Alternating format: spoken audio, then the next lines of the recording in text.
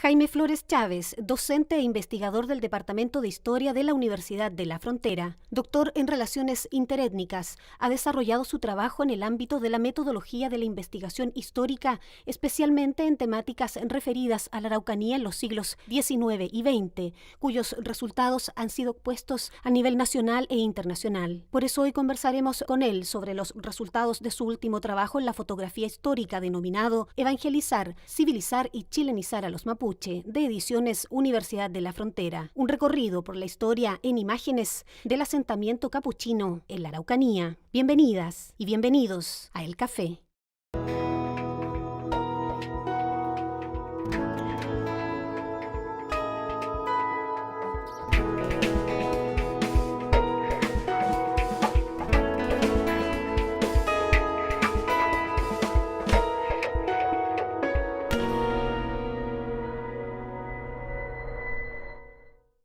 ¿Cómo están? Bienvenidos a esta nueva edición de El Café. Bueno, ustedes ya vieron anteriormente nuestro invitado. Hoy me acompaña el profesor de la Universidad de la Frontera, historiador, Jaime Flores, quien nos va a presentar este libro que estamos viendo en pantalla, una invitación a conocer también la historia de la región desde sus orígenes, ya que, digamos, estamos en un contexto donde es necesario conocer cómo se ha ido formando lo que tenemos hoy acá en la Araucanía.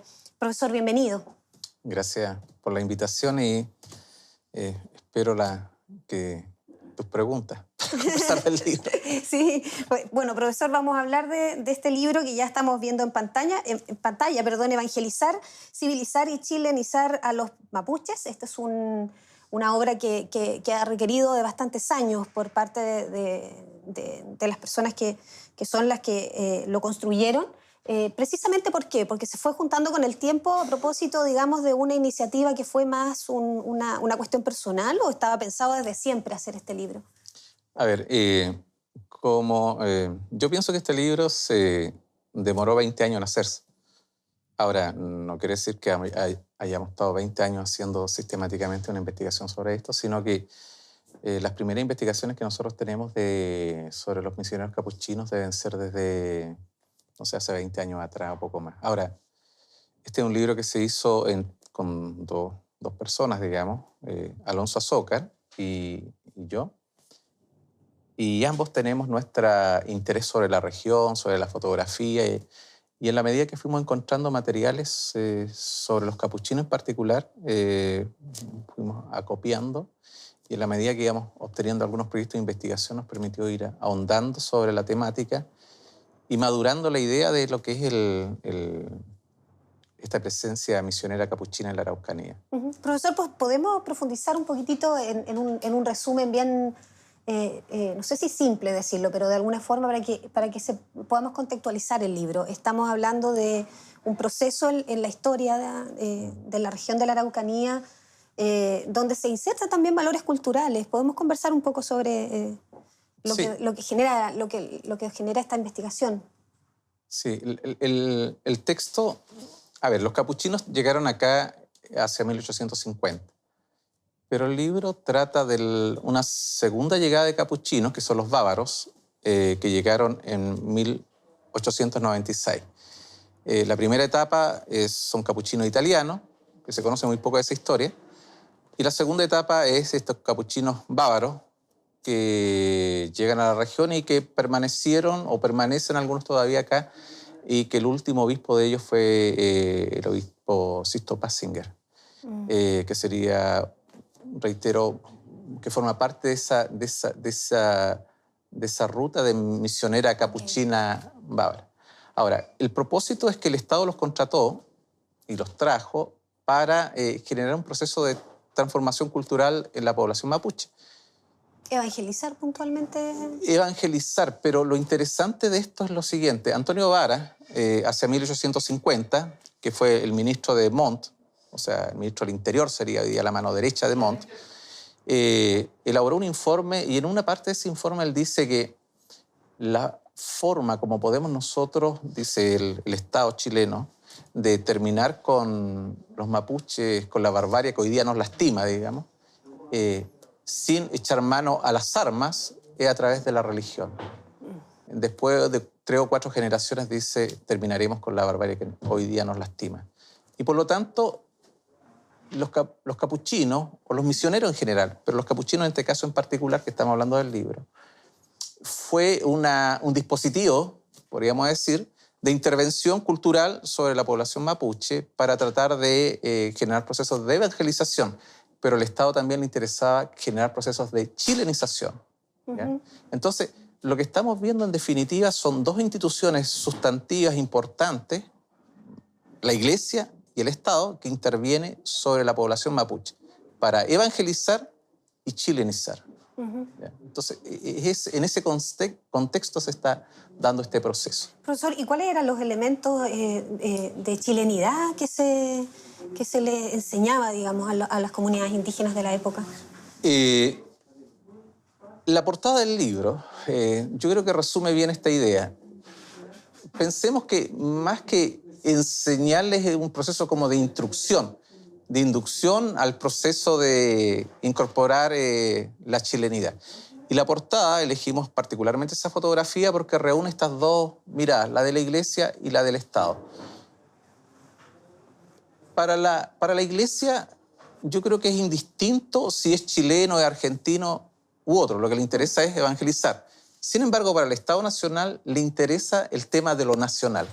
Y en la portada aparece, resumido la idea, enseñar cuál es el territorio, aparecen mapas de Chile, y enseñar símbolos de Chile, como la bandera.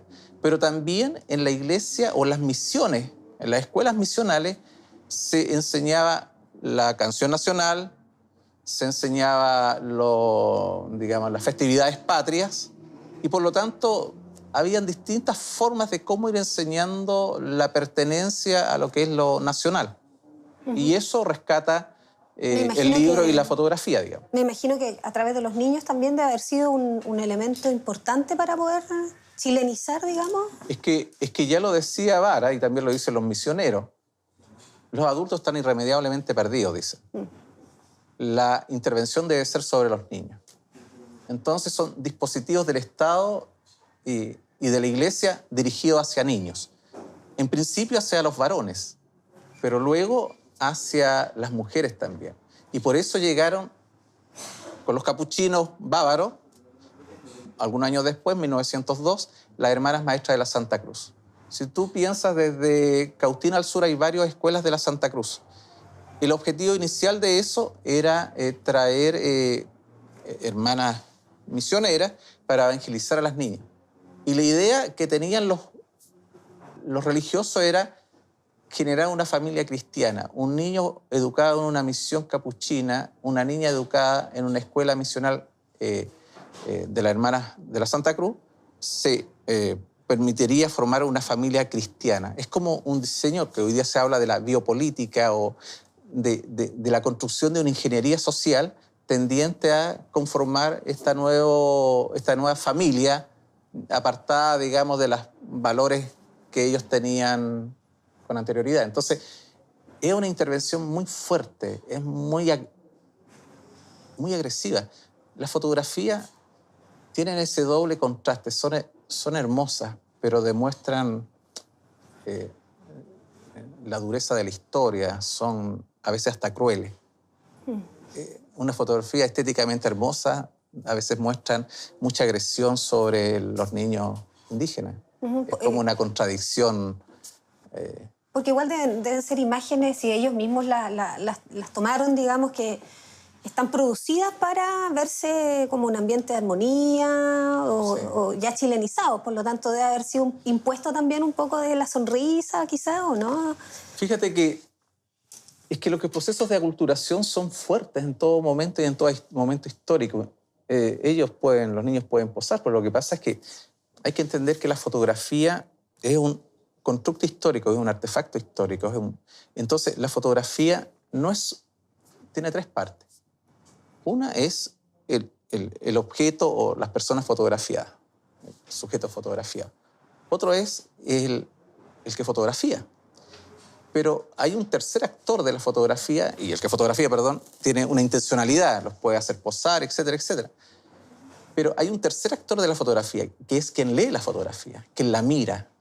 quien la interpreta, quien la analiza. Y eso somos todos nosotros.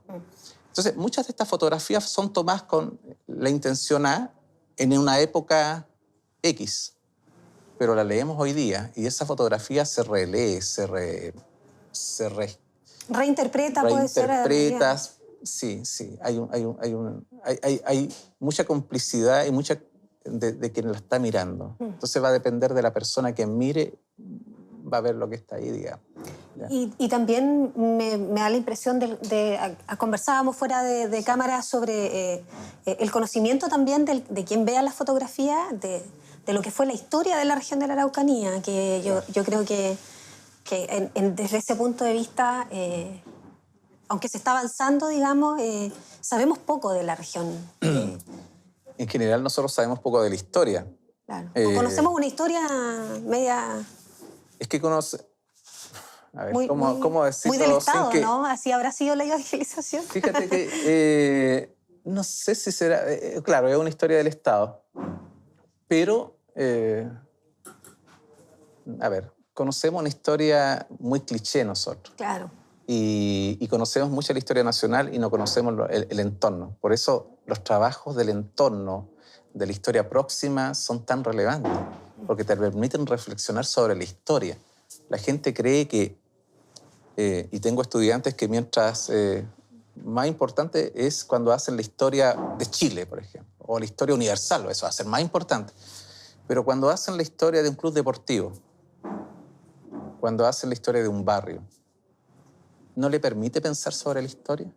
Sobre el sentido, cómo se construye la historia y reflexionar, por lo tanto, desde allí sobre, bueno, y cómo se ha construido la historia de Chile, en el sentido cómo se ha escrito la historia de Chile. Dónde están los puntos de énfasis, etcétera. O sea, no va en la amplitud temporal o amplitud geográfica la importancia de un trabajo histórico, va en la profundidad que le dé quien investigue. Yo creo que cambiar ese cliché es lo importante, porque te permite reflexionar sobre eso. Desde ese punto de vista, profesor, la región de la Araucanía, ¿cuánta historia tenemos de la región de la Araucanía? No, ya vamos, digamos, a las comunas, vamos a los sectores, a las comunidades. Sí. ¿Las conocemos? ¿Cuánto conocemos de...? Yo creo que poco. ¿Cuánto es poco? Yo creo que nada. Nada. También explica un poquito las posiciones también que hay con respecto al tema actual. Sí, yo creo que la gente tiene mucha opinión. La gente tiene mucha opinión y es bueno que tengamos opinión, pero es opinión muy poco informada, ¿no? Uno escucha desde la autoridad hacia abajo y la gente no sabe de historia. Es impresionante, es impresionante. Es cosa que tú le preguntes a cualquiera, digamos, ¿qué significa Temuco? Vivimos aquí, ¿qué significa Temuco? Yo le preguntaba a mis estudiantes qué significa Temuco. No saben, dice, agua de Temo. Claro, agua de Temo, así como una agüita de menta. No, si vamos al análisis más profundo, dice, Temo en el agua. ¿Eso qué quiere decir? ¿No? Que aquí habían humedales y habían bosques de Temo que crecen justamente. Entonces, reflexionar más complejamente y no quedarnos en el cliché, eso es lo que tenemos que hacer, digamos. Pensar, dudar, inquietarnos. Y preguntarnos, si hay mucha gente que sabe de historia, a lo mejor historia segmentada, pero hay que tener cuidado. Nosotros podemos reproducir a nivel local, a nivel comunal, por ponerte un caso, la estructura del cliché que tenemos a nivel nacional. Nosotros muchas veces decimos ya, lo importante en la historia son los presidentes, sus ministros, y después decimos los comandantes en jefe, el ejército, las guerras y todo eso. Entonces, después vamos a hacer la historia de X comuna. Entonces, ¿quién ponemos el listado de quién? De los alcaldes. Claro, los alcaldes. Entonces, el alcalde, el presidente es reemplazado por los alcaldes. Después, como no hay un ejército, empezamos con los carabineros. Claro, las comisarías. El RT. Es muy jerárquica los bomberos. Y entonces, al final reproducimos la misma estructura metodológica y teórica de concepción de que la historia la hacen los grandes hombres. Estos son los que hacen el cambio en la historia.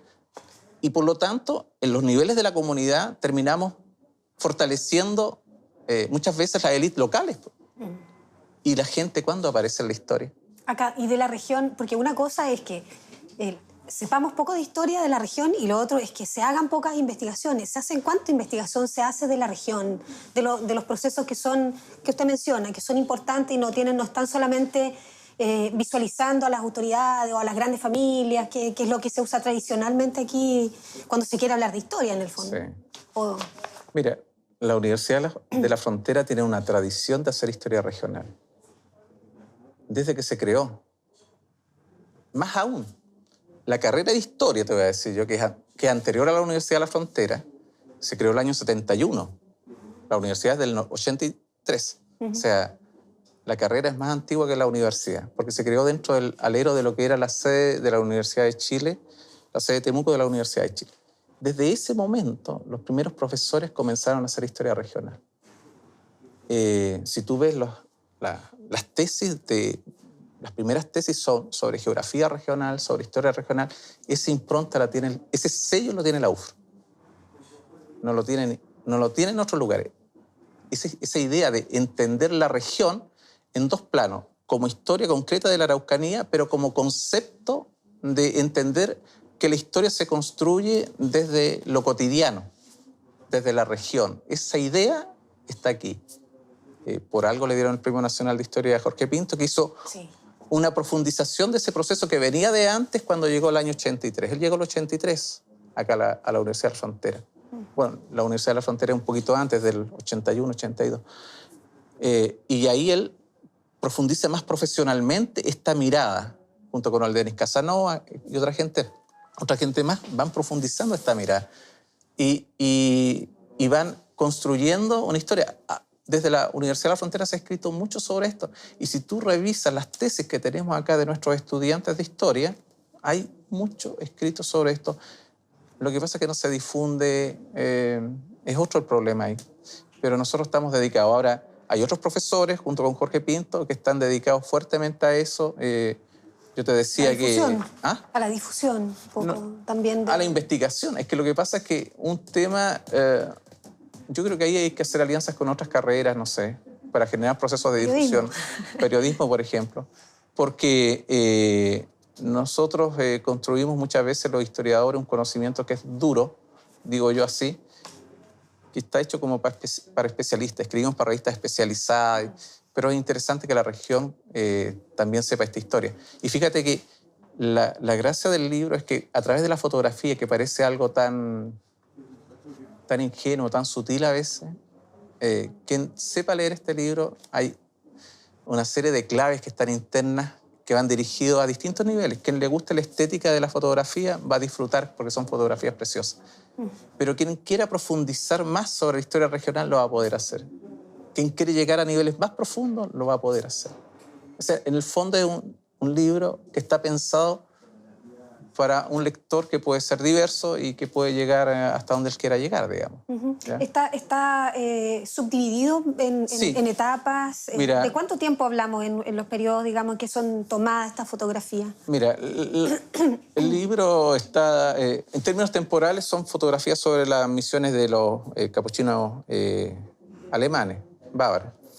En términos temporales es hacia 1896 en adelante hasta 1930. Ese es como el marco temporal, en esos primeros 30 años, digamos, de su presencia en esta zona. Internamente el libro está dividido en 8 partes que tiene distintos aspectos. Uno es, por ejemplo, el aspecto geográfico, ellos sacaron fotos de la geografía. Otro tiene que ver el aspecto de retratos de misioneros, digamos, de los religiosos. Otro, retratos de mapuche. Otro tiene que ver con el proceso de educación. Otro con el proceso de instrucción. Y así, distintas temáticas que van incorporándose dentro de eso. Pero el libro tiene otro aspecto que no deja de ser sumamente importante y quiero destacarlo. El libro tiene 2 capítulos introductorios, o 2 artículos introductorios, uno del profesor Alonso Azócar y otro que es mío, y tiene 2 prólogos. Uno es de Jorge Pinto y otro es de un compañero y amigo, digamos, que trabajaba en algunos proyectos anteriores de fotografía, que es Gonzalo Leiva, un destacado investigador académico a nivel nacional e internacional. De hecho, curiosamente, en este momento él está en una pasantía en Roma, en los capuchinos, en la Universidad Capuchina en Roma. Así que fueron dos prologuistas extraordinarios. Pero además, todo lo que es texto fue traducido al mapudungún. Y eso fue otra señal que quisimos dar nosotros. Es una señal, si tú quieres, política, pero también que complementa el libro. Una señal política porque cuando se dice que la cultura mapuche ya no funciona, no existe, etcétera, etcétera, o sea, el libro está mostrando que eso no es así. Podríamos haberlo hecho en inglés. Habríamos tenido más difusión, no sé. Tú sabes que hay cosas que venden.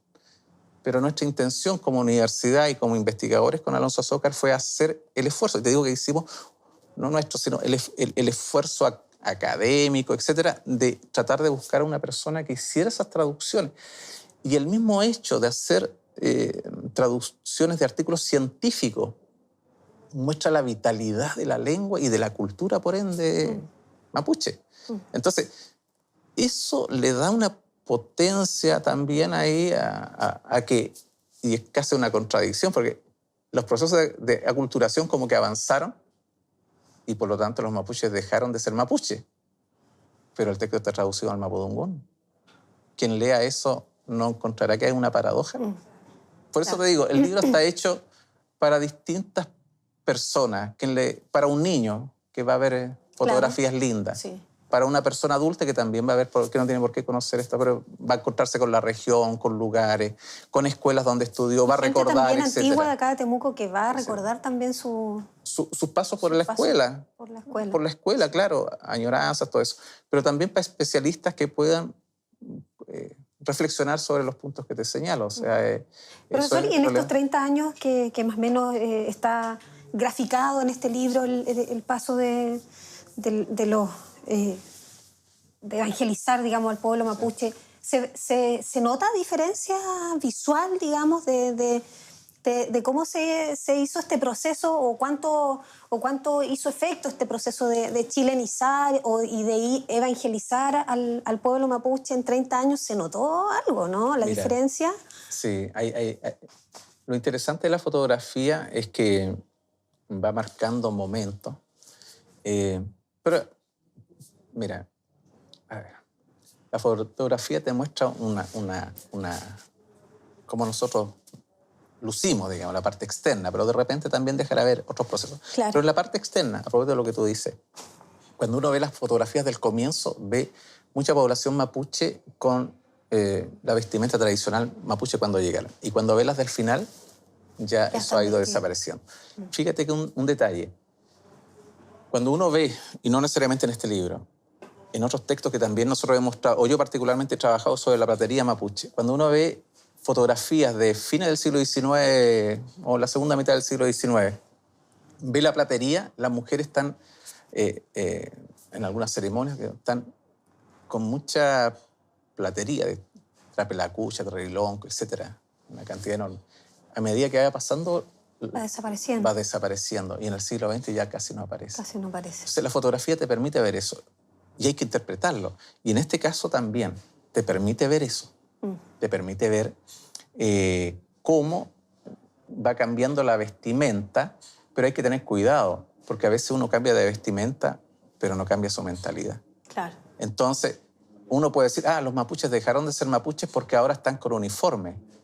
Pero hablaban mapudungún, cosa que no retrata la ley, no le retrata la fotografía. Entonces, requiere estar atento, digamos, y no sacar conclusiones fáciles y tener... requiere, ¿cómo decirlo? Analizar, pensar, reflexionar.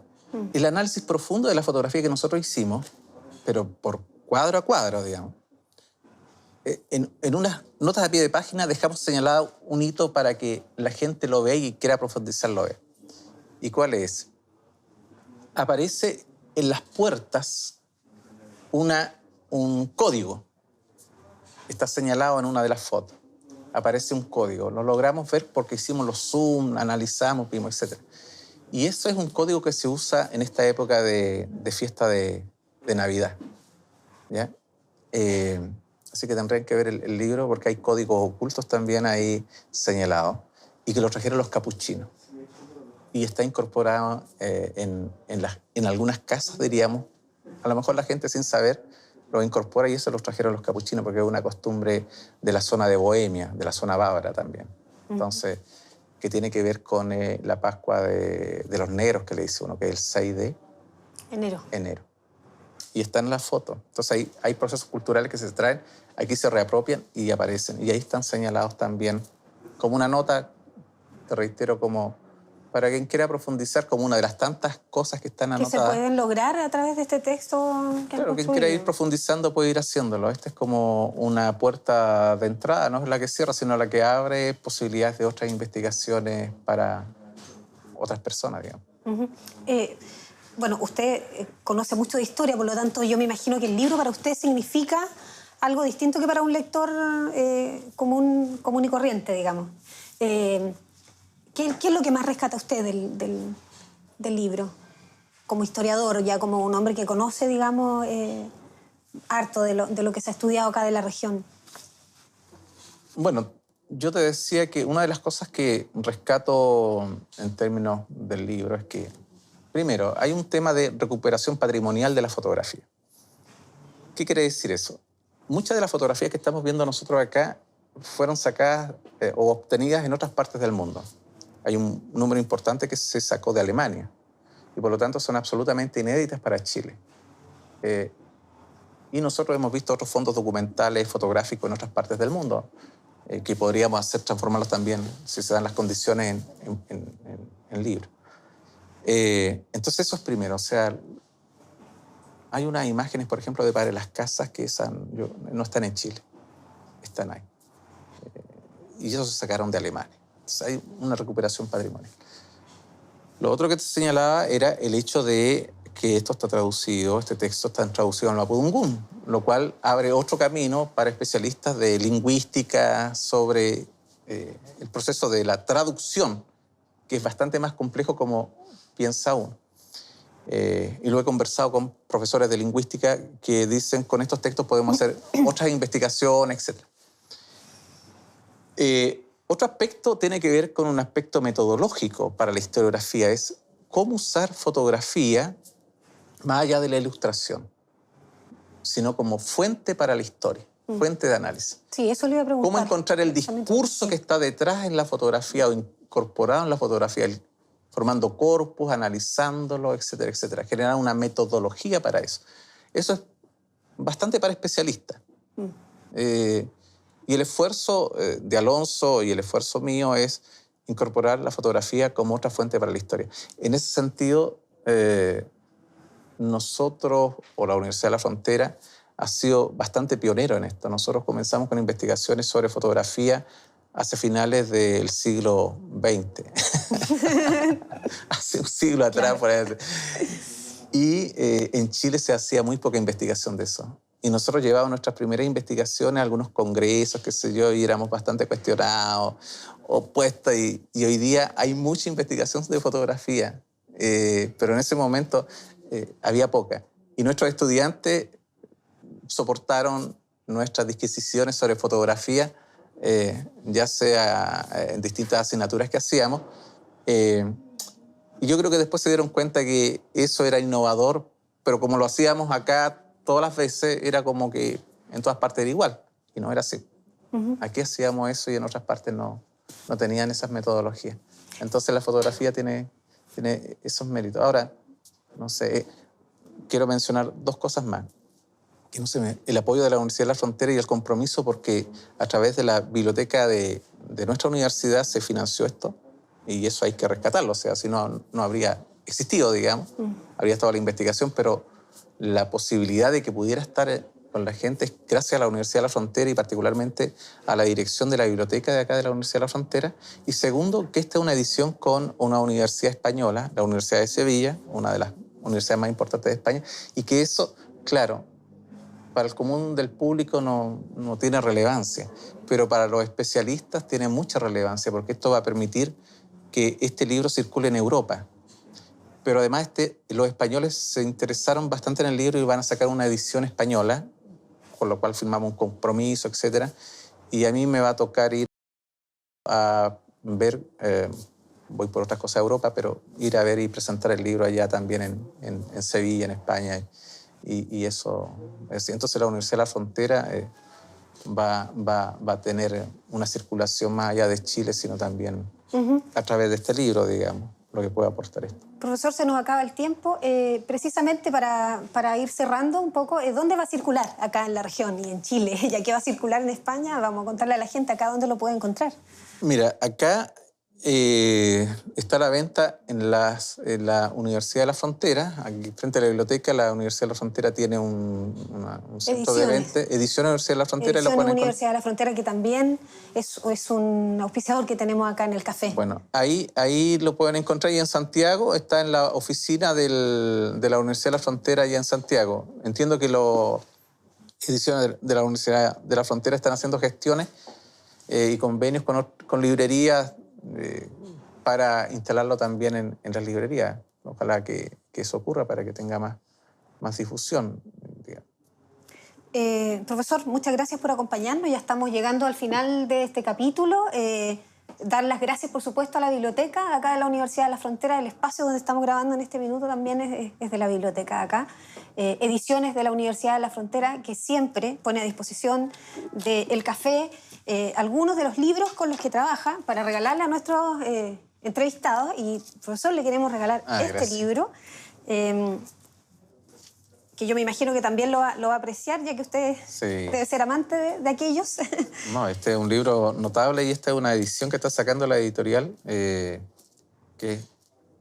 fuera de de contenido es estéticamente... Y está cerrado de nuevo. No, me doy cuenta. está con el plástico.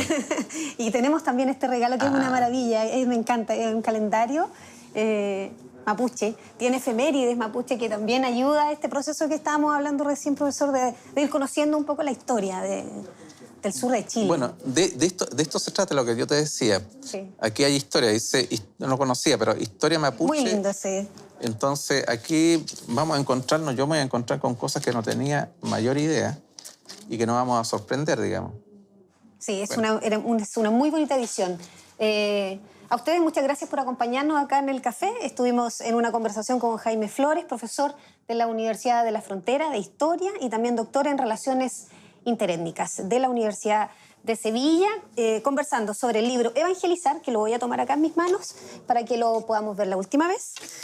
Evangelizar, civilizar y chilenizar a los mapuches, desde el punto de vista de la fotografía y con todos los códigos y con todas las sorpresas que uno de los autores, Jaime Flores, nos ha señalado que se va a encontrar el público. Muchas gracias por acompañarnos. Nos vemos en una próxima edición, profesor. Gracias por acompañarnos también. Gracias por invitarme.